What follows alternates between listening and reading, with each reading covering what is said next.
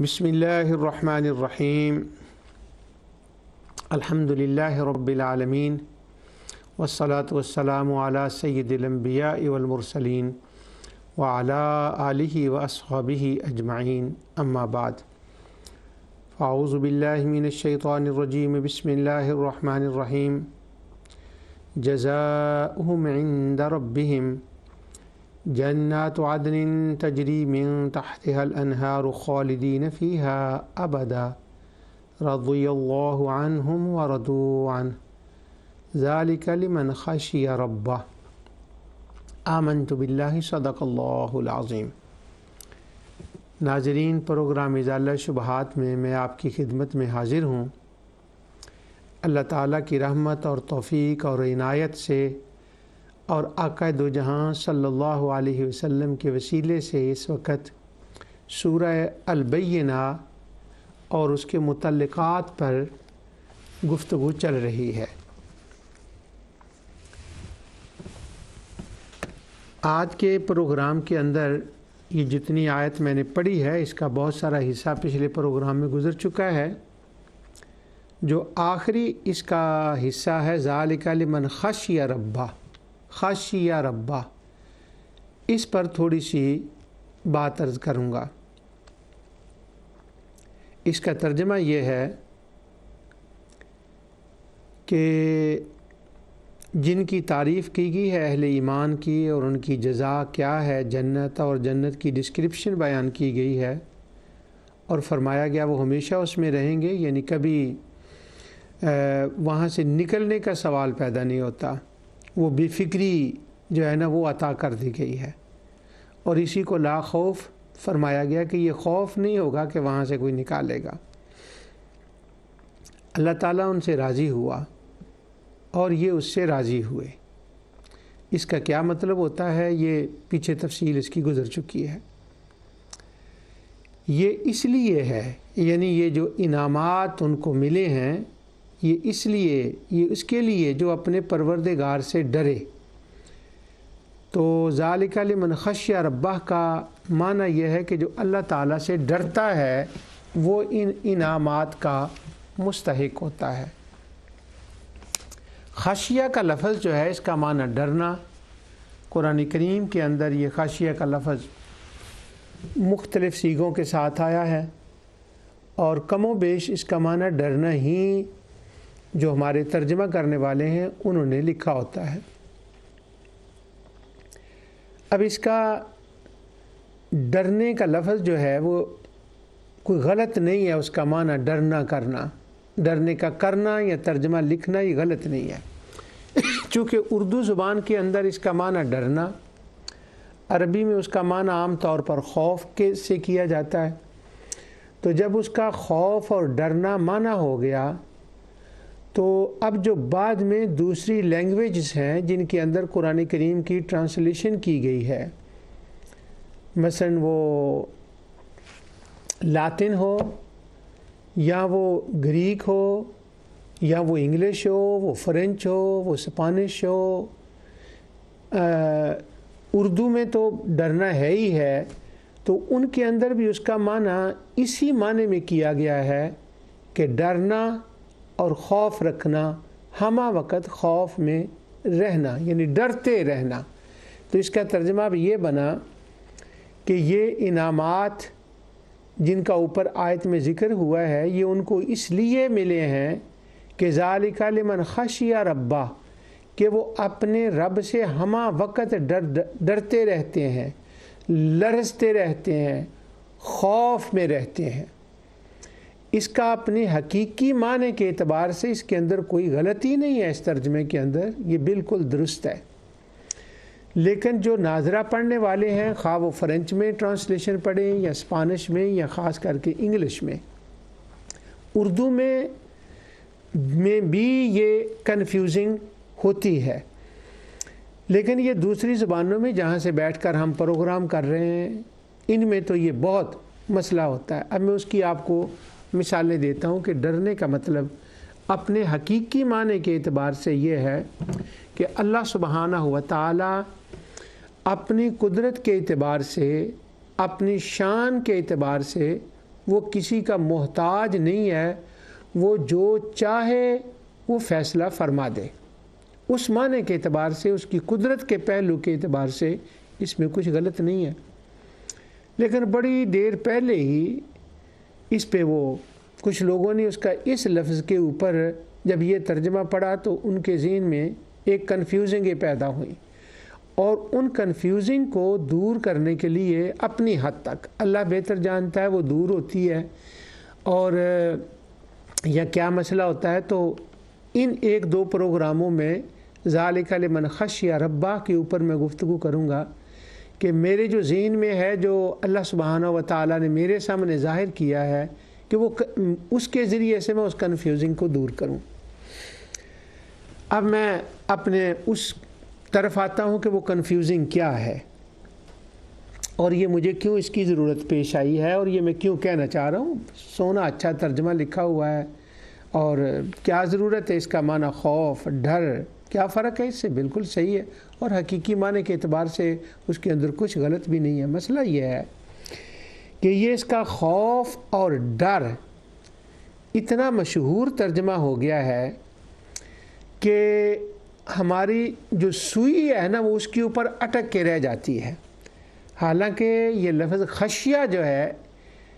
اس کا معنی ڈر بھی ہو تو وہ ڈر کی صورتیں اور اس کے معنی مختلف ہوتے ہیں نہیں ہے۔ مثلا جب انسانوں کے لیے اور جنات کے لیے اس کا معنی ڈر اور خوف کیا جائے گا تو اس کا معنی بالکل مختلف ہوگا، لیکن جب یہی خشیہ کا لفظ ملائکہ کے لیے استعمال ہوگا تو اس کا معنی بالکل وہاں پر مختلف ہوگا، اور یہی لفظ جو خشیہ کا ہے جب یہ انبیاء کرام کے لیے آئے گا تو اس کا معنی بالکل عام انسانوں اور جنوں سے ہٹ کے ہوگا، اور یہی معنی جب مومنین کے لیے آئے گا تو اس کا معنی بالکل اور مختلف ہوگا۔ یعنی چلو خوف کا معنی میں اس کے حقیقی معنی کے اعتبار سے بات کر رہا ہوں کہ خوف کا معنی ہی کر لیں، ڈر کا معنی ہی کر لیں، لیکن جب اس کا معنی ملائکہ کے لیے، انبیاء کرام کے لیے، مومنین کے لیے، خصوصاً خلفاء کے لیے جب آئے گا تو اس کا معنی وہ نہیں ہوگا جو منکرین نے، انسانوں میں سے جو منکرین ہیں ان کے لیے جو اس کا معنی ہوگا، یا جنات میں سے جو منکرین ہیں ان کے لیے وہ معنی ہوگا، وہ ملائکہ، انبیاء اور صالحین کے لیے وہ معنی نہیں بنے گا۔ اس سے ایک اور قدم آگے بڑھیں، یہی خشیہ کا لفظ جب قرآن کریم میں آتا ہے تو ہم دیکھتے ہیں کہ یہ خشیہ بے جانوں کے بے جان چیزوں کے لیے بھی استعمال ہوتا ہے۔ اب یہ ہے کہ جب اس کا ترجمہ کریں گے خشیہ کا معنی ڈر اور خوف، تو بعض جگہ پر تو وہ سوٹ بھی نہیں کرے گا کہ صرف اس کا ڈر اور خوف ہی معنی کیا جائے، نہیں، وہ وہاں اس کانٹیکسٹ کے اندر وہ فٹ بھی نہیں بیٹھے گا۔ ملائکہ اور بے جان، چلو انبیاء اولیاء تو انسانوں میں آ گئے، مگر بے جان چیزوں کے لیے کہ یہ ٹیبل ہے جس پر میں بیٹھا ہوں، اس کو بھی اللہ کا خوف ہے، تو اب اس کو اللہ کا کیا خوف ہے، اس کے لیے بھی جب خشیہ کا لفظ آئے گا تو اس کا کیا معنی ہے، اور قرآن میں آیا ہے، یعنی یہ نہیں کہ اگر آ جائے، نہیں، آیا ہے، بے جانوں کے لیے آیا ہے وہ لفظ۔ وہ آگے جا کر میں وہ آیات جو ہیں ان کی تلاوت کروں گا، ابھی تو صرف بگننگ میں اس کی میں فاؤنڈیشن کی طرف اشارے کر رہا ہوں، اور مجھے یہ خود خوف ہو رہا ہے یہ بات کہتے ہوئے کہ آج تو یہ میں ساری باتیں کر رہا ہوں اس پروگرام کے اندر، لیکن جب میں وہ آیات پڑھوں گا جن کے اندر خشیہ خشیہ خشیہ آتا ہے، وہ تو 2-3 پروگراموں کے بعد جا کر بات آئے گی۔ تو اگر کسی نے اس کا اتنا ہی حصہ سن لیا تو اس کے بعد وہ اگلے پروگرام اس نے نہ دیکھے یا نہ سنے، اور جیسا کہ آپ کو معلوم ہے کہ میں ناظرہ خانوں کے لیے ہی پروگرام کر رہا ہوں، تو ان کو تو میرے اوپر ترس آنے لگے گا کہ فلاں نے اس کا معنی ڈرنا لکھا ہے، فلاں نے ملائکہ کے ہر جگہ پہ ڈرنا خوف لکھا ہے۔ یہ میں نہیں کہہ رہا کہ وہ غلط ہے، اس کا جب اطلاق ان کے اوپر ہوتا ہے تو اس کے معنی مختلف ہوتے ہیں۔ وہ جو جنوں میں سے سرکش جنات ہیں جو ان کے لیے مانا ہے وہ نہیں ہوگا، وہ ان کے لیے ملائکہ اور بے جان چیزوں کے لیے، انبیاء کے لیے، مومنین کے لیے، اولیاء کے لیے۔ اس لیے ہر جگہ اس کا معنی ڈر اور خوف کر کے یا کہہ کے یا سمجھ کے اس کا اطلاق عام جب کریں گے تو وہ ایک کنفیوزنگ سی پیدا ہوگی، کئی سوالات ذہن میں اٹھیں گے۔ اب ایک بندہ تو ہے جس نے عقیدت اور محبت سے پڑھنا ہے، یعنی فرسٹ لیول، بہت ہی نیچے عوامی لیول کا۔ اب تو وہ عوام کی لیول کی بھی بات نہیں میں کرتا، کیوں؟ اس وقت جو دنیا جہاں تک علمی دنیا میں پہنچ چکی ہے، یعنی سورسز جو عام ہو چکے ہیں، وہ ہر بندہ، کسی کو اس وقت ان پڑھ کہنا یا یہ کہنا کہ اس کو پتہ نہیں، وہ میرے زمانے کی باتیں ہیں۔ جب میرا زمانہ تھا، یعنی وہ بچپن کا، جوانی کا، اس میں بڑی اکثریت لوگوں کی تھی جو ترجمہ بھی سادہ نہیں پڑھ سکتے تھے، سوچتے بھی نہیں تھے، اور محبت اور عقیدت اور مستی میں زبان سے کوئی لفظ نکالنا بے ادبی اور کفر جانتے تھے۔ اب تو لوگوں کے جب کے پاس یہ حالات ہو گئے ہیں، وہ فوراً سوال اٹھاتے ہیں۔ تو میرا کہنے کا، عرض کرنے کا مقصد یہ ہے کہ وہ سوال اٹھیں گے جب وہ خشیہ کا لفظ آیا ہے، اٹھیں گے نہیں، اٹھاتے ہیں۔ میرے ساتھ یہ ہوتا ہے، اس لیے تو میں یہ پروگرام کر رہا ہوں۔ یوں سمجھیں کہ یہ میری ایک مجبوری ہے جس کی وجہ سے یہ خشیہ کے اوپر یہ لفظ جو ہے، میں اس کے اوپر یہ پروگرام کر رہا ہوں۔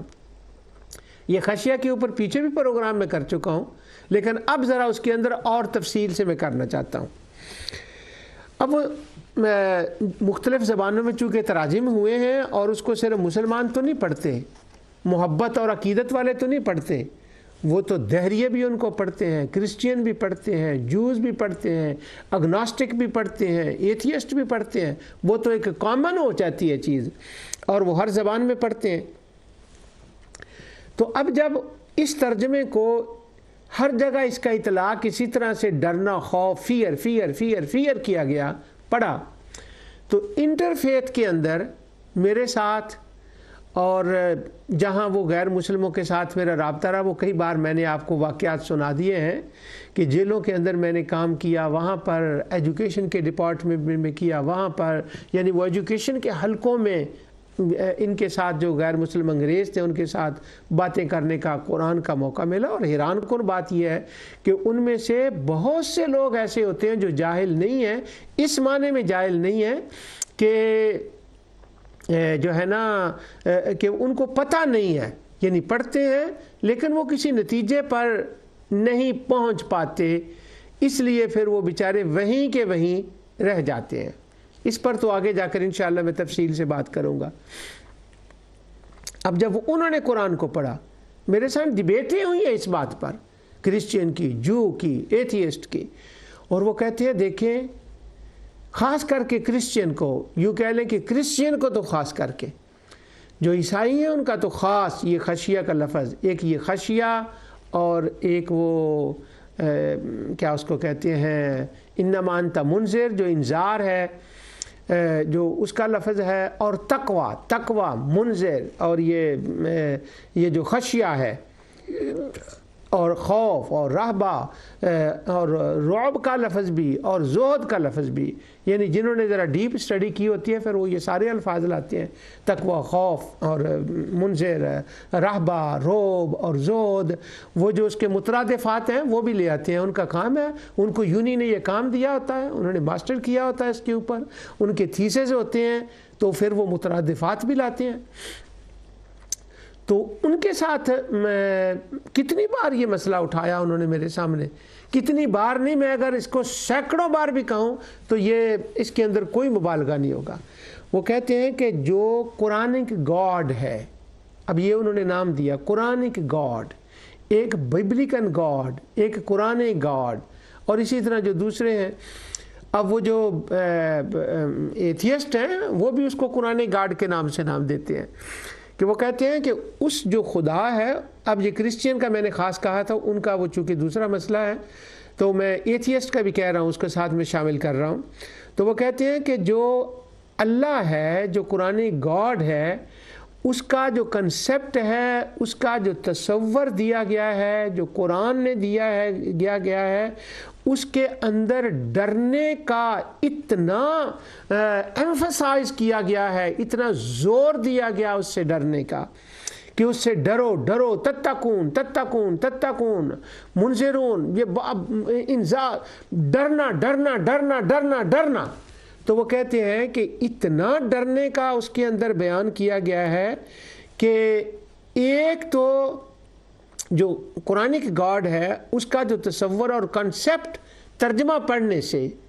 چونکہ اب ان کو معاف رکھیے گا، وہ جس جو کچھ انہوں نے پڑھا یا سمجھا اس کے حساب سے وہ یہ بات کر رہے ہیں، اور جب ان کے ساتھ اس کے حقیقی معنی کی بات کریں آپ تو وہ اشش کر اٹھتے ہیں قرآن کے الفاظ کے اوپر کہ اچھا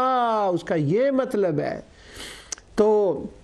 وہ کہتے ہیں ایک تو خدا کا جو تصور آتا ہے، قرآن گاڈ کا جو تصور آتا ہے، وہ ایک جابر، قاہر، غصے والا، غضب ہمارا اس کا بھڑکتا رہتا ہے، وہ کسی وقت بھی اپنے قہر کا کوڑا کسی پر بھی برسا سکتا ہے اور وہ برساتا ہے۔ اور پھر کرسچین کو یہاں ایک اور موقع ملتا ہے، وہ کہتے ہیں اس کا تو غضب ہی غضب ہے، اس کا تو قہر ہی قہر ہے، اس کا تو جبر ہی جبر ہے۔ دس از قرآنک گاڈ تصور، نعوذ باللہ من ذالک ہے، مس کنسیپشن انڈرسٹینڈنگ دا قرآن۔ اب وہ مدت گزر گئی ہے ان باتوں کو، میں نے یہ بار بار لفظ کہے ہیں، مس کنسیپشن ان انڈرسٹینڈنگ دا قرآن، یہ مسئلہ ہوا ہے۔ اب وہ کرسچین کو موقع ملا تو وہ کہتے ہیں کہ اب ہمارا دیکھیں کہ ہماری جو گاسپل ہے اس کے اندر گاڈ کا تصور کیا ہے۔ گاسپل کا ذرا میں نے سمیٹ کے لفظ کہا ہے، اوور آل کہیں تو وہ کہیں گے بائبل کے اندر، مگر پتر بائبل کے اندر اور باتیں ہیں، اس لیے جب ان سے وہ بات ہوتی ہے تو پھر تو وہ باتیں بھی سامنے آتی ہیں، لیکن اس وقت میں صرف گاسپل سکیڑ کے کہہ رہا ہوں اس بات کو۔ تو وہ کہتے ہیں جو گاڈ ہے اس کا جو ہمارے ہاں تصور ہے اور جو ہم گاڈ کا تصور دیتے ہیں، وہ لفظ ببلی کا نہیں بولتے ہیں، وہ کہتے ہیں جو گاڈ کا ہم تصور کرتے ہیں تو وہ کیا تصور ہے گاڈ کا؟ تو وہ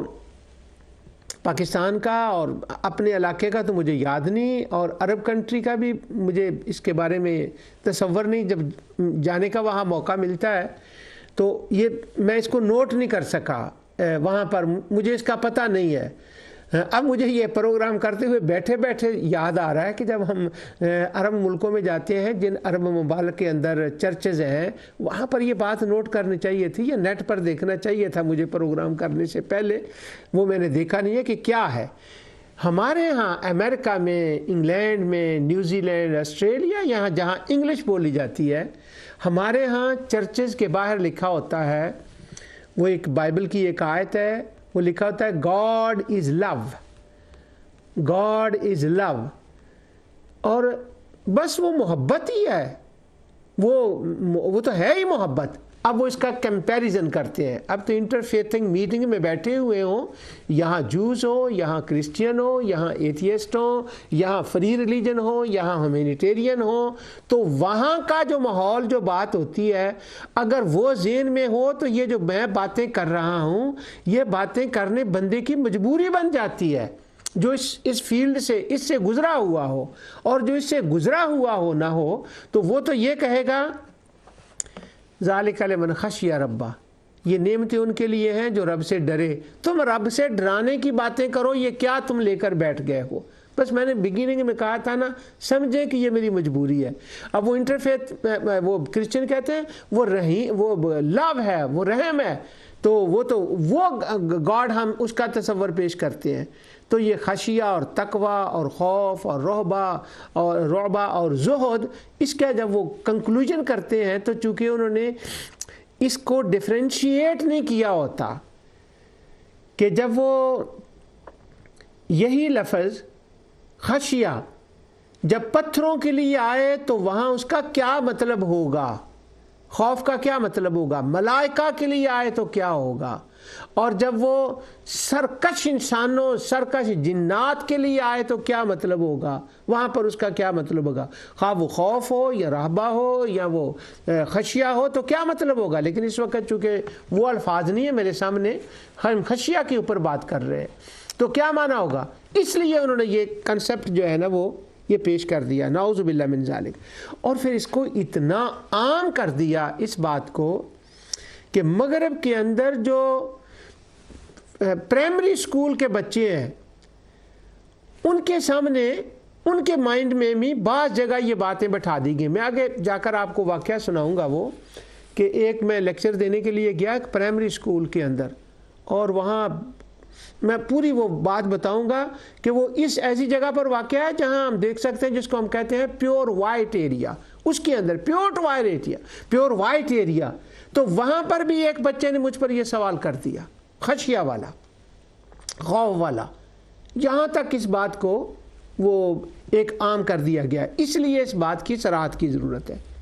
اب ایک انٹرفیت کی بات ہو گئی, سوسائٹی کی بات ہو گئی, اس لیے یہ خشیہ کی مجبوری ہے. اور دوسرے ایک اور بات سنیں, وہ یہ ہے کہ میں نے اپنے پروگراموں میں اللہ تعالیٰ کے فضل و کرم سے جن لوگوں نے میرے پاس اسلام قبول کیا ہے, لڑکیوں اور لڑکیوں نے, میں نے سینکڑوں واقعات ان کے سنائے ہیں, اور قرآن کو انڈرسٹینڈ کر کے اور تحقیق میں جا کر ان کو اللہ تعالیٰ نے اسلام قبول کرنے کی نعمت سے نوازا ہے, اور آج بھی کر رہے ہیں. اب وہ یہ کرونا کو چھوڑ کر, کرونا کے اندر بھی آن لائن تو ہوتا ہوگا لیکن مجھے اس کی خبر نہیں ہے. تو یعنی یہ اسلام قبول کیا ہے, اس قسم کے میں نے بہت واقعات سنائے. اور آج میں آپ کو ایک درد دل کی بات سنانے لگا ہوں. یہ اندر جو ہے نا وہ ابال رہا ہے, اور اس کو بھی میں سکیڑ کے نا سمیٹ کے بڑا ایسے تھوڑا سا کر کے میں آپ کے سامنے رکھوں گا. ایک تحریک شروع ہو گئی ہے, نعوذ باللہ من ذالک, کہ کچھ اکا دکا, میرے پچھلے لفظوں پہ غور کر لیں میں نے کیا کہا تھا, کہیں اکا دکا کوئی مرتد ہو جاتے ہیں لوگ, نعوذ باللہ ثم نعوذ باللہ. جب وہ مرتد ہوتے ہیں ینگ جنریشن کے اندر, تو اب وہ ہوتا ہے ان کے مرتد ہونے کا جو سوال ہوتا ہے وہ تو اور ہوتا ہے کہ ہم پابندیاں برداشت نہیں کر سکتے, یہ سب کا کامن ہے. لیکن انہوں نے نا جو ایک بہانے بنائے ہوتے ہیں نا, ان بہانوں کے اندر یہ خشیہ کا لفظ بھی ہوتا ہے. یعنی بعض ان اکا دکوں میں سکیڑ کے کہہ رہا ہوں جن سے میری بات ہوتی ہے, الحمدللہ ان میں سے کتنے بچے بچیاں واپس آئے ہیں اس کے اوپر, جب ان کو مسکنسیپشن ان انڈرسٹینڈنگ دا قرآن ہوئی ہے. تو اللہ تعالیٰ کی رحمت سے جب وہ دوسرے مقامات سے ملا کر ان کو قرآن کی بتایا ہے تو خدا نے ان کو ریورٹ کیا ہے, اپنی جگہ پہ میرا رب ان کو لایا ہے. انہوں نے بھی اس بات کو بہانہ بنایا ہوتا ہے کہ یہ دیکھیں نا, ایک تھی وہ بچی تھی, اب تو کافی بالکل واپس تو نہیں, انشاءاللہ شاید چند دنوں میں وہ آ جائے. تو وہ کہتی ہے جب سے میں نے نعوذ باللہ اسلام سے دور گئی ہوں نا تو میرا ڈپریشن ختم ہو گیا ہے. تیرا ڈپریشن کیا تھا؟ اب وہ اس کے بہانے, بات تو اور تھی, اس کے پرسنل ریزن تھے کہ میں اسلام سے تاکہ میرا فریڈم ہو, ماں باپ پوچھے نا, ایسی باتیں تھیں. لیکن اس نے بہانہ خشیہ کو اور خوف اور تقوی اور انذار کے جو الفاظ ہیں ان کو بنایا ہوا. یعنی اتنا اس کو بھی برین واش کر دیا تھا ان لوگوں نے جن کے پاس جا کر وہ بیٹھی تھی, وہ جو برین واشر ہوتے ہیں کہ قرآن گاڈ تو ایسا ہے, تم اس کو مان. اب اس کو ذرا اور مل گیا. تو کہتی ہے ڈپریشن سے میں نکل آئی ہوں. کیوں؟ کہ جب میں قرآن پڑھتی ہوں تو قرآن ہمیشہ مجھے خوف میں رکھتا ہے, فیئر میں رکھتا ہے, ڈر میں رکھتا ہے, اور یہ کرتا ہے اور وہ کرتا ہے, نعوذ باللہ. اب اسی آیت کو اگر ہم دیکھ لیں جس کے اندر میں اس کی بات کا جواب دے رہا ہوں, یہاں تو بات یہ کی گئی ہے جزاہم عند ربہم جنات عدن تجری من تحتها الانہار خالدین فیہا ابدا. وہ جنت کے اندر یہ نعمتیں اور جنت کا کنسیپٹ, اور پھر گارنٹی دی گئی ہے کہ وہاں سے وہ ایک بار ویزا مل گیا تو اس کی کینسلیشن نہیں ہے, اس کی پکا وہیں رہنا ہے, گارنٹی ہے. اور وہ اس سے راضی ہے, اللہ ان سے راضی ہے. اور اللہ ان سے کیوں راضی ہے؟ کیونکہ انہوں نے ذالک لمن خشی ربہ, اس کی ربوبیت کو پہچان لیا,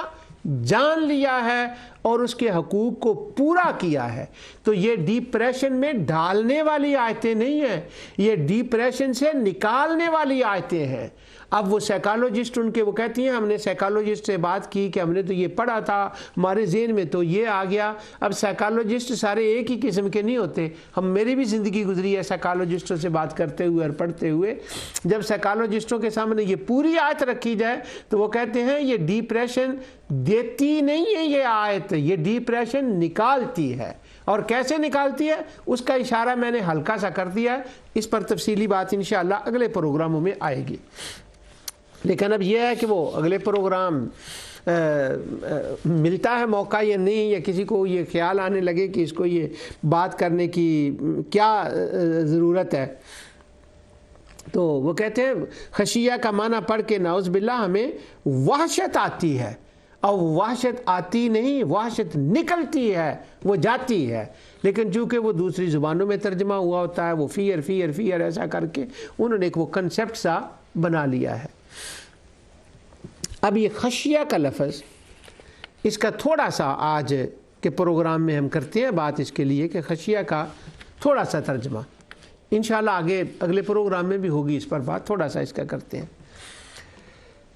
اب میں ذرا کھل رہا ہوں اس بات کے اوپر، میں نے اپنی بیک گراؤنڈ بتا دیا تو کھل رہا ہوں۔ پہلی بات یہ ہے کہ جیسے میں نے ابتدا میں اشارہ کیا تھا، خشیہ صرف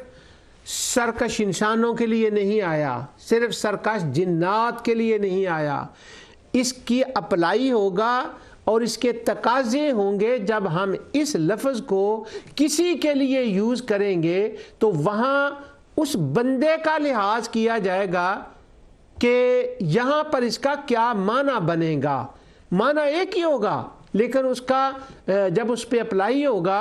امپلیمنٹ ہوگا تو کیا معنی اس کا ہوگا۔ اب اس کی مثال یہی یوں ہے، ایک ایتھیسٹ بندہ ہے،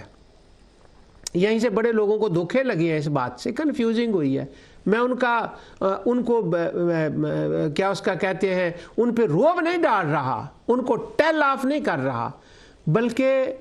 ان کی مسکینی پہ ترس آتا ہے، اور ہمارا یہ فرض بنتا ہے جن کو اللہ تعالیٰ نے کچھ تھوڑا بہت اس قابل بنایا ہے، ہم یہ بات بتائیں ان کو۔ اب ایک بندے کے سر کو درد ہو گئی اور اس نے آئی بروفن کھائی ہے، یا اس نے پیراسیٹامول یا کوئی بھی پین کلر، کوئی بھی میڈیسن اس نے لی ہے، تو وہ کہتا ہے کہ مجھے آئی بروفن نے شفا دی ہے۔ تو اب اس نے کہا مجھے آئی بروفن نے شفا دی ہے، تو کا بعض ذہن ایسے ہوں گے، وہ شرک فوبیا، وہ شرک فوبیا والا بندہ اگر اس بات کو سنتے وہ فوراً کہہ دے گا کہ یہ کافر ہو گیا، لیکن اس کا ایسے نہیں ہے، اس کا کچھ تقاضا ہے۔ اگر یہی جملہ کہ مجھے آئی بروفن نے آرام دیا ہے، آئی بروفن نے شفا دی ہے، یہی ایک بندہ وہ کہے یا بندی کہے جو مومن ہے یا مومنہ ہے، اور اللہ سبحانہ و تعالیٰ پر اس کا ایمان ہے، رسول اللہ صلی اللہ علیہ وسلم پر، تمام انبیاء پر، آخرت پر ایمان ہے، اپنی حد تک عمل صالح بھی بجا لاتی ہے، جب وہ یہ بات کہے تو نہ وہ کفر ہے نہ وہ شرک ہے، کوئی کفر فوبیا نہیں، کوئی شرک فوبیا نہیں، وہ کہنا جائز ہے، کیونکہ اس کا ایمان ہے اس بات پر کہ میں نے یہ جو کہا ہے نا، آئی بروفن نے مجھے شفا دی ہے، اصل میں اس کا ایمان ہے، اور اس کے اندر دل و دماغ کے اندر اس کے اندر یہ عقیدہ پختگی کے ساتھ ہے کہ وہ یہ کہے گا، وہ کہے گی کہ ڈاکٹر نے یہ دوائی ڈسکرائب کی ہے، اس نے لکھا مجھے دی ہے، ڈاکٹر کو بھی اللہ نے عقل اور شعور دیا ہے، بیماری کے یہ جو دوائی ہے اس کے اندر شفا کی قوت اللہ نے رکھی ہوئی ہے، مجھے جو بیماری دی ہے یہ بیماری اللہ نے دی ہے اور اللہ ہی شفا دینے والا ہے، مگر اس نے ذریعہ اور سبب اس پیراسیٹامول کو ظاہری طور پر بنایا ہے، اس لیے میں سبب بول کر مسبب کو مراد لے رہا ہوں یا لے رہی ہوں، تو یعنی وہ ایٹریبیوٹ اس کا وہ مجازن وہ لفظ بول رہا ہے، اس لیے یہ بول رہی ہے، اس لیے اگر مومن یا مومنہ کہیں تو کوئی بات نہیں، اور اگر یہی بات ایک ایتھیسٹ پکا جو نہ خدا کو، نہ رسول کو، نہ ملائکہ، نہ انبیاء، نہ آخرت کو، کسی چیز کو مانتا ہی نہیں، پکا ایتھیسٹ ہو، جب وہ یہ بات کہے تو اس وقت ہم کہیں گے کہ یہ اس کا لفظ کفریہ ہے۔ کیوں؟ اس نے سارا کچھ ایٹریبیوٹ حقیقی اس کی طرف، آئبروفن کی طرف کر دیا ہے۔ اس لیے وہ تقاضا کرتا ہے، سوچنا یہ چاہیے کہ بولنے والا ایتھیسٹ ہے یا کلمہ پڑھنے والا مسلمان ہے۔ اس پر میں نے جب توحید پر کام کیا تھا نا، پروگرام کیے تھے، توحید اصلی اور توحید وہمی کا فرق، میں نے اس وقت عبارتیں پڑھ کے اور قرآن کی آیات پڑھ کے، مفسرین محدثین کے حوالے پڑھ کے اللہ تعالیٰ کی مہربانی سے لائنیں لگا دی تھی۔ اس وقت وہ ایک بات یاد آ گئی، وہ مثال ہے یہاں پر کہ خشیہ کا لفظ جب اس کا استعمال، اس کا اطلاق ملائکہ کے لیے ہوگا تو کیا معنی ہوگا، انبیاء کے لیے ہوگا تو کیا معنی ہوگا، سرکشوں کے لیے ہوگا تو کیا معنی ہوگا۔ اور یہ ساری چیزیں اہل علم نے ڈسکس کی ہوئی ہیں اور قرآن کریم کے اندر ان کا پورا بیان ہے۔ اب یہاں پر میں ایک معنی اس کا بتاتا ہوں آپ کو۔ خشیہ کا معنی یہ میرے سامنے سارے حوالے میں پڑھ کے تو کتنے بتاؤں آپ کو، کہاں تک کیا بتاؤں، بس اس کا ایک میں دیتا ہوں، کیونکہ آج کل تو ایک میں لفظ بول لوں تو وہ نیٹ میں ڈال دیں تو باقی سارا خود آ جاتا ہے۔ یہ لسان العرب ہے، تاج العروس ہے، لغتیں ہیں، عربی کی یہ لغتیں ہیں، مشہور ہے جیسا کہ سب لوگ جانتے ہیں، راغب کی ہے۔ تو امام راغب نے جب اس کو شروع کیا نا، اس کا معنی ڈکشنری میں بیان کرنا، تو کیا بات ہے، انہوں نے کہا الخشیۃ، خشیہ کا معنی کیا ہوتا ہے؟ تو وہ کہتے ہیں خوفن، اس کا معنی خوف ہوتا ہے۔ آگے کہتے ہیں یشوبہ تعظیم، یہ ایسا خوف نہیں ہے جس سے بندہ ڈپریشن کا شکار ہوتا ہے، ایسے کرنے لگتا ہے، ایسا تصور نعوذ باللہ جو ایک بھیڑیے کا تصور ہوتا ہے، بھیڑیے سے ہمیں تصور خوف کا آتا ہے یا کسی درندے سے آتا ہے، یہاں یہ نہیں ہے۔ وہ کہتے ہیں خشیون جو ایک خوف ہے، اس کا ایک معنی تصور وہ بھی ہوتا ہے کہ جو کسی کی تعظیم اور اس کی عظمت جب دل کے اوپر چھا جاتی ہے، وہ آتی ہے اس کی عظمت، اور اس کی عظمت آگے کہتے ہیں وَأَكْثَرُ مَا يَكُونُ ذَلِكَ عَنْ عِلْمٍ بِمَا يُخْشَى مِنْهُ، جب اس کی عظمت کا انسان کو علم ہو جاتا ہے، وہ اس کو جان جاتا ہے اور اس کی عظمت کو سمجھتا ہے، تو اب وہ اس کے نتائج پر غور کرنے لگتا ہے کہ اگر میں نے کہیں اس کی شان میں، اس کی عظمت میں اونچ نیچ کر دی تو اس کا نتیجہ کیا ہوگا۔ اب وہ جب وہ نتیجے سے ڈرتا ہے تو خشیہ کے اندر ایک خوف کا معنی آ جاتا ہے۔ اور اس پر میں آگے جو ہے نا وہ جا کر اس پر اور مثالیں بھی آئیں گی انشاءاللہ۔ تو وہ کہتے ہیں کہ یہ خشیہ کا وہ معنی، اور اسی لیے پھر خشیہ کا معنی وہ کہتے ہیں اس کا معنی علم بھی ہوتا ہے، کیونکہ اس کو سمجھ چل جاتی ہے، اس کے نتیجے تک وہ پہنچ جاتا ہے، اس کا وہ عالم ہو جاتا ہے، اس کو پتہ ہے کیا ہے۔ اور یہ بات صرف راغب نے یہ لسان العرب میں تاج العروس میں زبیدی نے نہیں کہی، قرآن کریم کے اندر جب ان آیات کو دیکھیں، اس کی آگے مثالیں بھی آئیں گی، ایک مثال میں دیتا ہوں آپ کو یہاں پر، وہ سورہ یاسین کی ہے۔ انما تنذر من اتبع الذکر وخشی الرحمن بالغیب فبشرہ بمغفرۃ واجر کریم۔ اب یہاں دیکھیں، پہلے لفظ اس کے لیے آیا ہے انذار کا، تنذر، پھر لفظ آیا ہے ذکر، پھر لفظ آیا ہے اتباع، انما تنذر من اتبع الذکر، ہاں ذکر بعد میں آیا، اتباع پہلے آیا، پھر آیا ہے خشی الرحمن، اور پھر آیا ہے ساتھ غیب، اور اس سے پچھلی آیات بھی ہیں۔ اب وہ صرف خشیہ کا ایک لفظ ڈرنا اور خوف، اس سے ڈپریشن کا معنی لے لینا، یا وہ اس کی قدریہ والی بات کی طرف چلا جانا، جبریہ قدریہ کی باتوں میں پڑ جانا، معتزلہ نے بھیڑا کر رکھ دیا، عجب قدریہ، اور وہ ان کی وجہ سے یہ ساری مصیبتیں جو ہے نا وہ آتی ہیں، ان کی وجہ سے، ورنہ قرآن تو ادھار چھوڑتا ہی نہیں ہے۔ اب اسی کے دیکھیں وہ اللہ تعالیٰ فرماتا ہے کہ یہ جو تو ان کو وارن کرتا ہے، بڑا کمال کا لفظ ہے یہ، انما تنذر، جن کو تو وارن کرتا ہے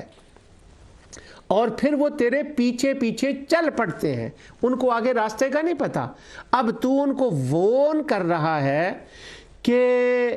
یہاں ایک گہری کھائی آئے گی، یہاں ایک کھڈا آئے گا، اس طرف آگ ہوگی، یہاں پر سانپ ہوں گے، تو ذرا بچ بچا کے نکلنا یہاں سے۔ وہ وارن کر رہے ہیں آپ ان کو۔ کون وارن کر رہا ہے اس کا بیان پہلے آ چکا ہے، وہ آگے میں بتاتا ہوں۔ انما تنذر من اتبع،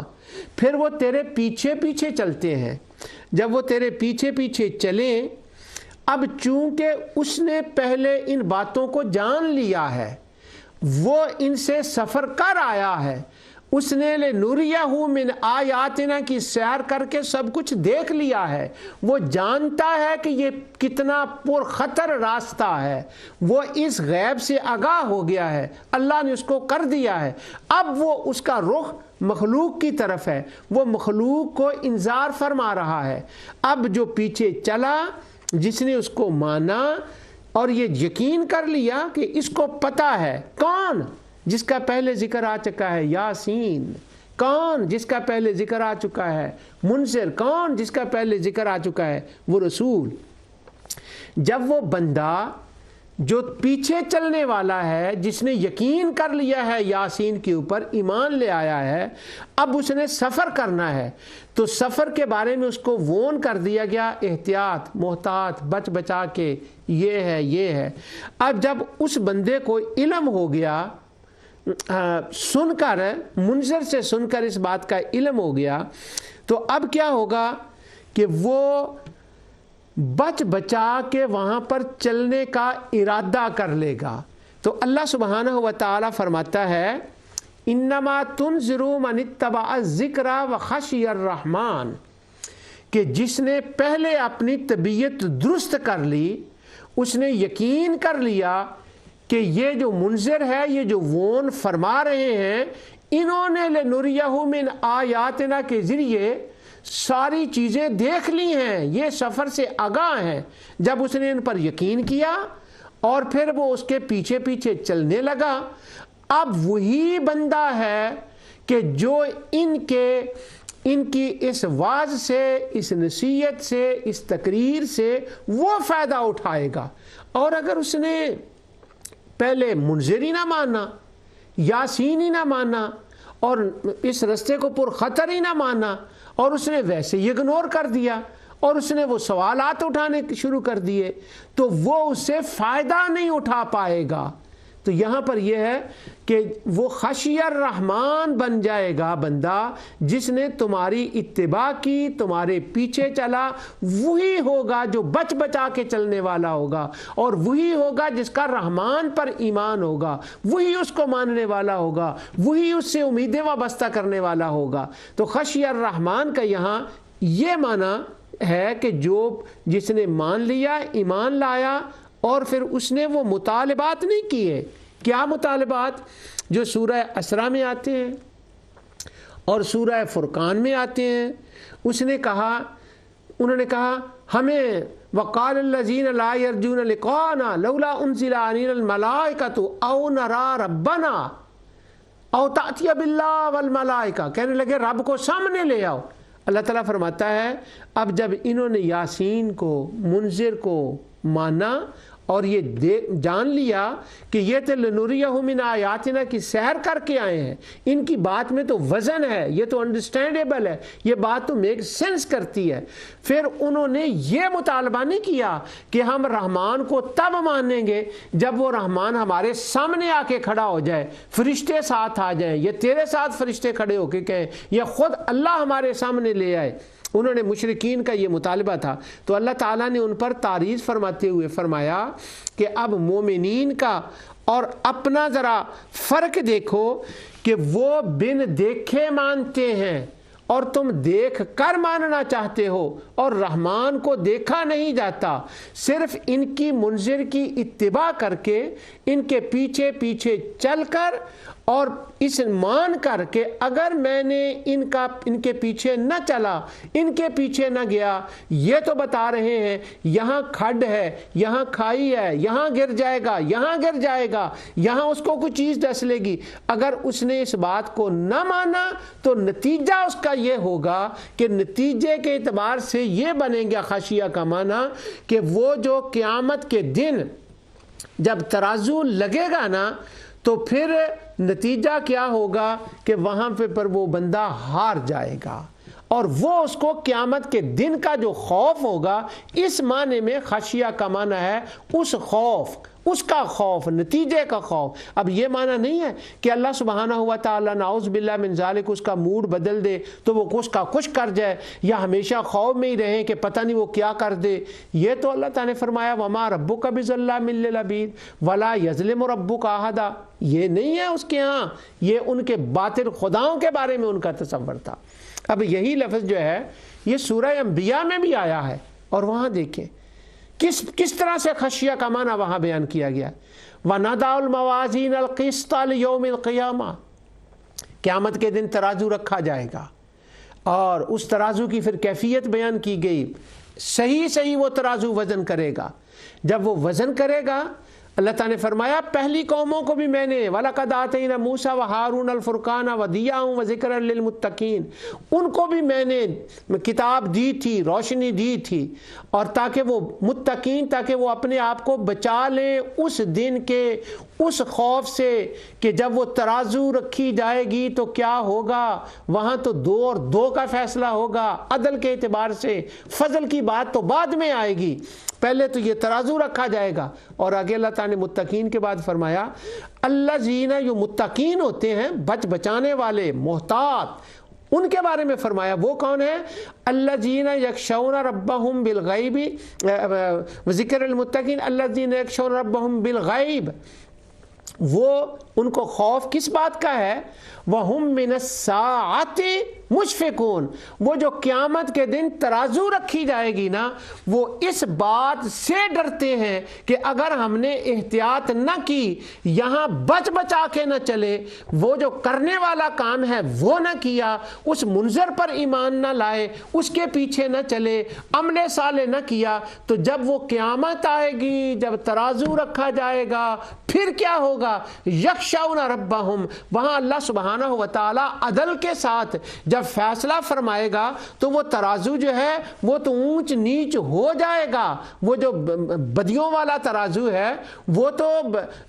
نیچے چلا جائے گا، اور جو ایمان اور عمل صالح والا ترازو ہے وہ تو کم ہو جائے گا، تو نتیجہ کیا ہوگا؟ وہاں سزا بولی جائے گی۔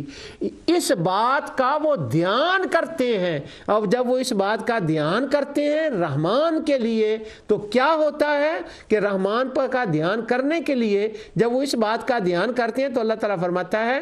انما تنذر من اتبع الذکر وخشی الرحمن بالغیب فبشرہ، پھر میں ان کو مبارکباد دے دیتا ہوں،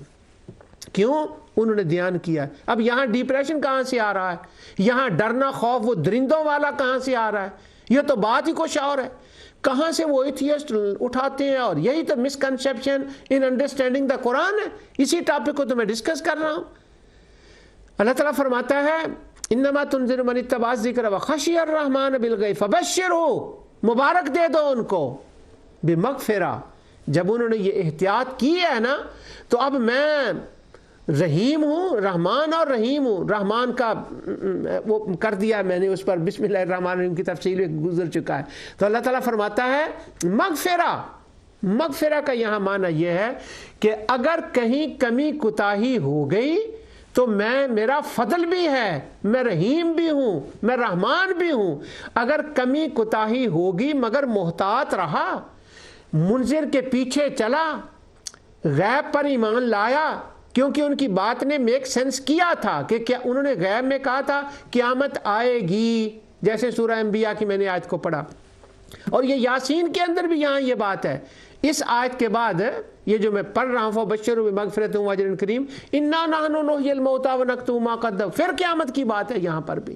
یعنی وہ جو خوف ہے وہ اس ترازو کا، اس دن کا، حساب کتاب کا، جیسے ہم کورٹ میں جاتے ہیں ہمیں پتہ ہوتا ہے کہ کیا کیا ہے، ایویڈنس وہاں پر آئیں گے تو کیا ہوگا۔ اب وہ مجسٹریٹ سے بندہ نہیں ڈر رہا، بلکہ وہ جنیاں کیتیاں نے نا انہاں تو ڈردا پیا، مگر چونکہ وہ سسٹم رب نے سیٹ اپ کیا ہے اس لیے اس کی مجازن نسبت اللہ تعالیٰ کی طرف کرنی جائز ہے کہ یہ سسٹم لات منات عزا صاف نائلہ کا نہیں ہے کہ ترازو صحیح تولتا ہے، یہ رب کا سسٹم ہے۔ تو اللہ تعالیٰ فرماتا ہے جنت میں جنت دوں گا، نہریں دوں گا، کیوں؟ انہوں نے رب کی ربوبیت کو جان لیا تھا، وہ رب کی ربوبیت پر ایمان لائے تھے اور وہ محتاط ہو گئے تھے اور وہ منظر کے پیچھے چلے تھے۔ اس لیے اللہ سبحانہ و تعالیٰ فرماتا ہے مبارک ہے ان کو، اجر کریم کی، اجر کریم کی مبارک ہے۔ کیا بات ہے، یہاں پر کیسے میں آگے بڑھوں؟ اور اجر کریم یہ ہماری مسکنسیپشن انڈرسٹینڈنگ دا قرآن میں سے ایک بات یہ بھی ہے کہ ہم ہر بات کو پورے کے پورے طور پر قیامت کے اوپر چھوڑ دیتے ہیں۔ تو یہ ایک سوچنے والی بات ہے، آگے جا کر انشاءاللہ اللہ تعالیٰ نے موقع دیا تو لفظ دنیا یعنی جس کو ہم دنیا کہتے ہیں وہ قرآن میں جب لفظ آئے تو اس پر غور کریں کہ وہ یہ نہیں ہے،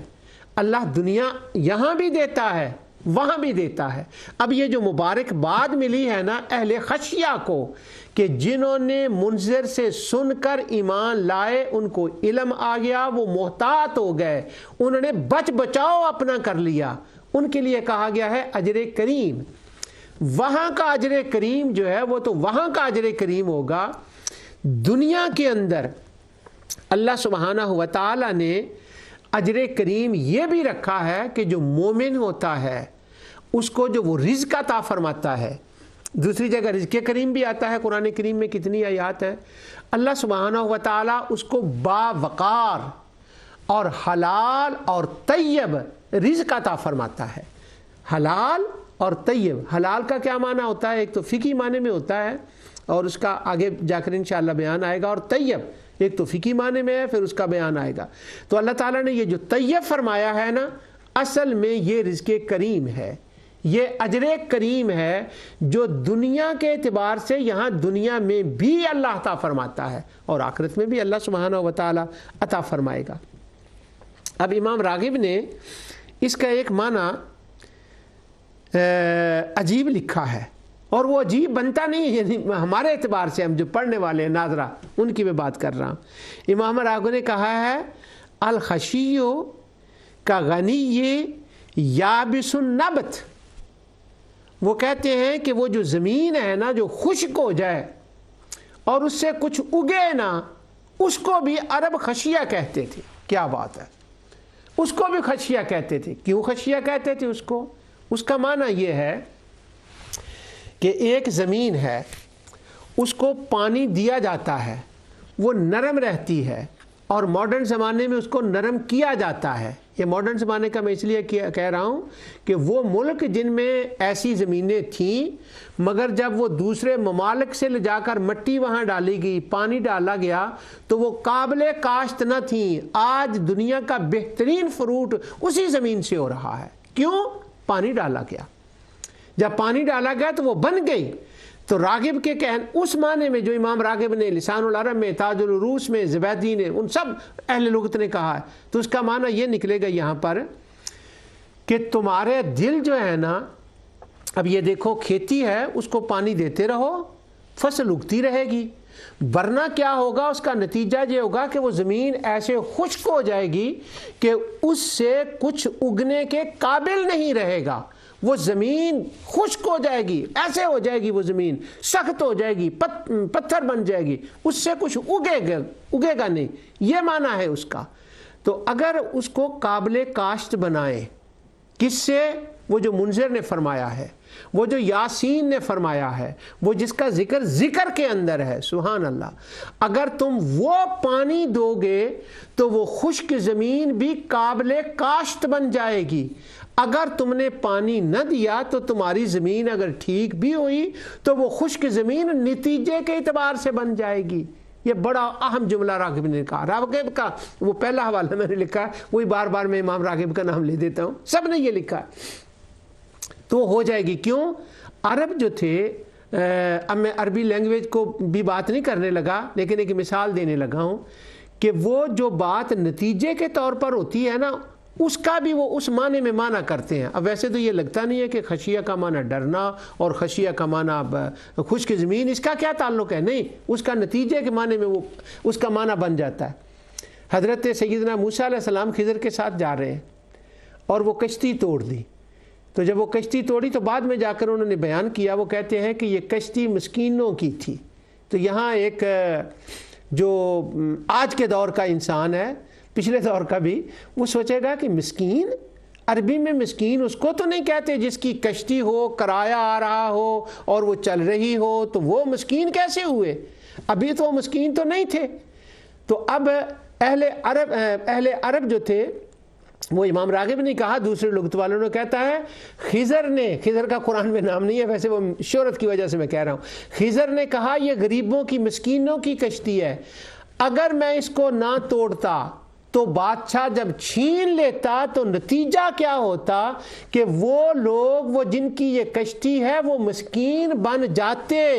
یعنی جو نتیجہ آخذ میں نکلتا ہے نا, اس کے لیے بھی عرب اس کو استعمال کرتے تھے. اب وہ راغب کہتے ہیں کہ ایسی زمین جس زمین کی کاشت نہ ہو, قابل کاشت نہ ہو, کچھ اس سے اگے نہ, ختم ہو جائے, اس زمین کو بھی خشیہ کہتے ہیں. تو اللہ سبحانہ و تعالیٰ نے فرمایا قرآن کریم میں, جہاں بھی یہ خشیہ کا لفظ آتا ہے, اس کا معنی یہ ہے کہ انہوں نے اپنی زمین کو قابل کاشت بنائے رکھا, رب کی رحمت کا پانی دیتے رہے, حضور کی اتباع کا پانی دیتے رہے, اور وہ جو ذکر ہے اس کی ہدایات پر چلتے رہے. ان کے دل و دماغ کی زمین خشک نہیں ہوئی, انہوں نے جب اس کو پانی دیا تو وہ ترا تازہ ہو گئی, اس سے ایمان جنم لیا اس سے, اور عمل صالح کے پھول اگنے لگے. تو یہ قابل کاشت انہوں نے اپنے دل و دماغ کی زمین کو بنا لیا تھا. تو اب کیا معنی ہوا؟ ذالک لمن خشی ربا, کہ انہوں نے اپنے رب کی ربوبیت کو جان لیا تھا, اس لیے اللہ سبحانہ و تعالیٰ نے ان کو یہ سارے انعامات عطا فرما دیے. انشاءاللہ اسی پر آگے بات رہے گی. جو کچھ میں نے کہا اللہ تعالیٰ اسے قبول فرمائے. وما علیہ الا البلاغ.